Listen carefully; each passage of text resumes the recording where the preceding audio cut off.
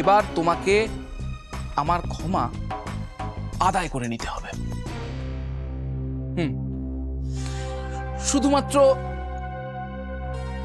রাঙা পিসির কথা ভেবে আমার এই সিদ্ধান্ত। তবে শোনো, তোমায় কি করতে হবে জানো তো? আজ থেকে এ বাড়ির সমস্ত কাজ, মানে ঘর ঝাড় দেওয়া, বাসন মাজা, কাপড় কাচা, লোকের মুখে মুখে খাবার তুলে দেওয়া, সমস্ত কিছু কাজ তুমি করবে। এ বাড়ির লোক যদি তোমাকে অন্তর থেকে ক্ষমা করে দেয়, তবেই তুমি আমার ক্ষমা আদায় করতে পারবে। তাই করব, তাই করব লাল। হ্যাঁ, তা তো করবে। জেলে থাকলে এর থেকে অনেক কঠিন কাজ তোমায় করতে হতো, এ তো তার তুলনায় অনেক সহজ। করবে করবে। তুমি যা বলবে আমি সব শুনব। তুই আর কি করবি বাপু, তোর চাঁদ কপাল। কার জন্যই তোকে রান্না বান্না করতে হবে না। ভাইয়ের বিয়ের পর থেকে সবার রান্নার হাড়ি আলাদা হয়ে যাবে। হ্যাঁ,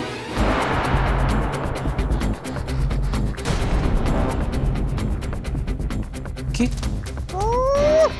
সাত কাণ্ড রামায়ণ পড়ে শীতে কার পিঠে। তাইলে সব ঘর ঘরে ঘুরে আমি কি বলতে এইছি, এই কথাখানাই বলতে এইছি যে ভাইয়ের বিয়ের পর থেকে সকলে হাঁড়ি আলাদা হয়ে যাবে। হ্যাঁ, সকলে আলাদা আলাদা রান্না করে খাবে। সোনামা বলে দিয়েছে, নাইলে না সোনামা এই ঘর ছেড়ে চলে যাবে। হ্যাঁ, এই লাল লাল জানিস তো, আমাদেরও না হাঁড়ি আলাদা হয়ে যাবে। হ্যাঁ, আমরাও আলাদা রান্না করে খাবো। কে কে বল দেখিনি?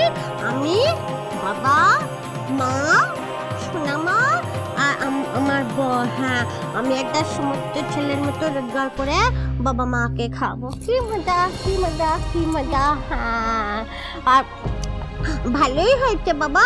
সোনামা বলে দিয়েছে, নিদেন দিয়েছে। কেন নিদেন দিয়েছে জানিস তো? আমি আমি আমি আমি তো খুব পুজোর জামার জন্য মা কাছে বায়না করছিলাম, সেই জন্য মেয়ের দাদা খুব কথা শুনেছে মাকে, আর সোনামার খুব কষ্ট হয়েছে, সেই জন্য সোনামা এমন ধারা নিদেন দিয়েছে। বল লাই, শেষ পর্যন্ত আমাদের বস বাড়িটা টুকরো টুকরো হয়ে গেল। বল, ভেঙে টুকরো টুকরো হয়ে গেল। ও বাঁকামুখী, কাঁদিস নি না, কাঁদিস নি। এমন ধারাই তো তুই চেয়েছিলি। ভগবান তোর কথাখানা শুনেছে। হ্যাঁ, ভগবান তোর কথাখানা শুনেছে। এবার তোর স্বামী আর স্ত্রী আপনি গগ্নি থাকবি। এইটুকুনি এখানে বাটিতে রান্না করবি, দুজনে মিলে গিলবি। হ্যাঁ, বেশ। দেখো রাঙা পিসি, যা হওয়ার তা তো হবে, কিন্তু যা হবে তা হবে। আপাতত যা হচ্ছে, মানে আপাতত যতদিন আমরা একসঙ্গে রয়েছি ততদিন জুতো সেলাই থেকে চণ্ডীপাঠ সমস্ত কাজ, এবাড়ির সমস্ত কাজ তোমাকে একার হাতে করতে হবে। মাথা নেড়ো না, কান খুলে কথাটা শোনো, এখনো শেষ হয়নি। এই কথাটা একদম ভেবো না যে আমি খেয়াল রাখবো না। খুব ভুল করবে ভাবলে। তুমি কি করছো না করছো সমস্ত কিছুর অ্যাসেসমেন্ট, ম্যানেজমেন্ট সব আমি করব, বুঝেছো? This time you better understand.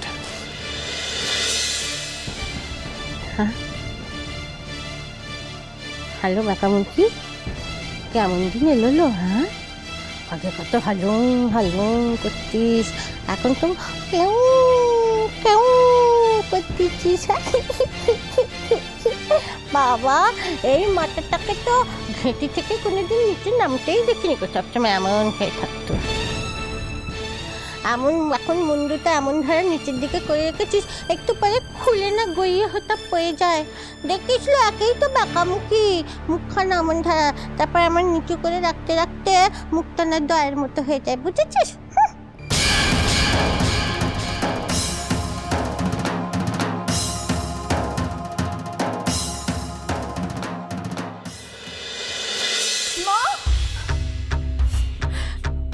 Minu,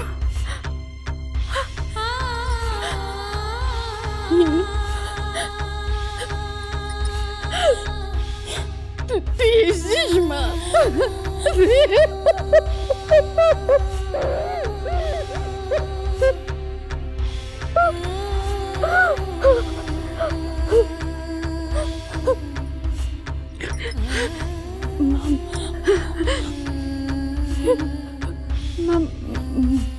কেমন আছে মা?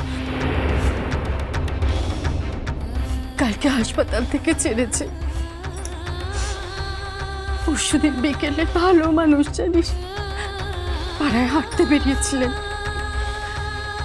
হঠাৎ বুকে ব্যথা বলে অজ্ঞান হয়ে পড়লেন। পাড়ার ছেলেরাই সব বাড়িতে দিয়ে গেল, ওরাই ডাক্তার বর্মনকে ডাকলো। ডাক্তার ভালো করে পরীক্ষা করে হাসপাতালে ভর্তি হতে বলে সঙ্গে সঙ্গে হাসপাতালে ভর্তি করলাম। তারপর এক রাত ওকে চিকিৎসা করে ছেড়ে দিয়েছে কালকে সকালে। কিন্তু ডাক্তারবাবু বারবার বলে দিয়েছে যে কোনো রকম অনিয়ম যেন না হয়, আর কোনো রকম চিন্তাও যেন না করে মানুষটা। কিন্তু দিন রাত শুধু মেয়ে মেয়ে ছাড়া আর কোনো কথা নেই ওর।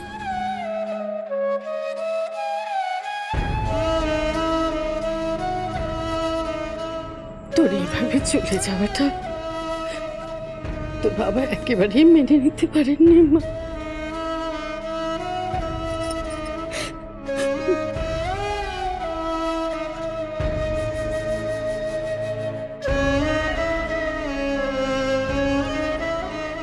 বাবা একটু আগেও জেগেছিলেন, টুকটুক করে কথা বলছিলেন আমার সাথে, আবার কথা বলতে বলতেই ঘুমিয়ে পড়লেন। দাদারা কেউ? তোমার বড়দা তো তার ছেলে বউ নিয়ে বিদেশে বেড়াতে গেছে। আমি আর এই খবর দিয়ে ওদের বিরক্ত করিনি।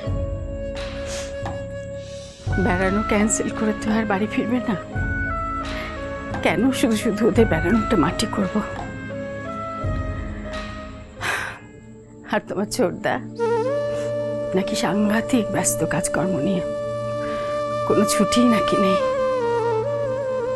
দেখি বলছি তো পুজোতে আসবে।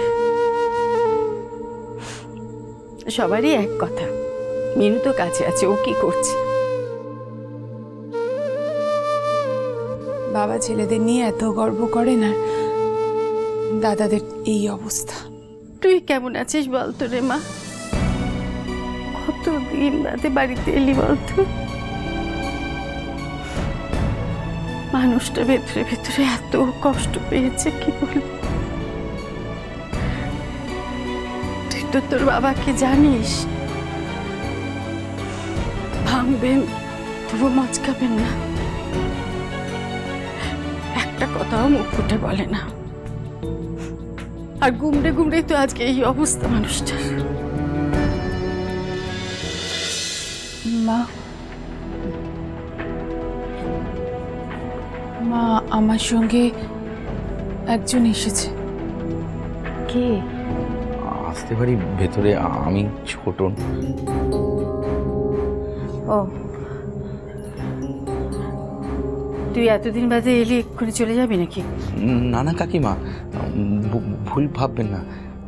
আমি সঙ্গে করে নিয়ে এসেছি বলে যে সঙ্গে করে নিয়ে যাব তা নয়। কাকাবাবু যতদিন না সুস্থ হচ্ছে ততদিন মিনু এখানেই থাকবে কাকিমা। আমি চলে এলাম কাকিমা।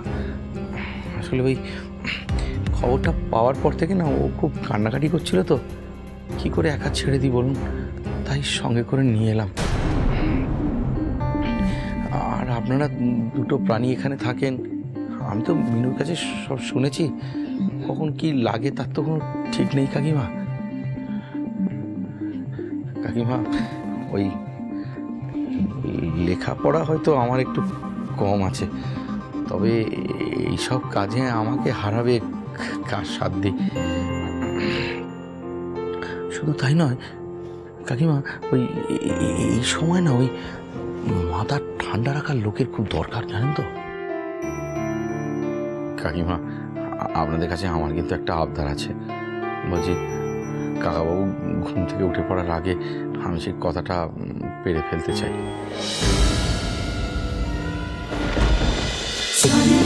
বাজে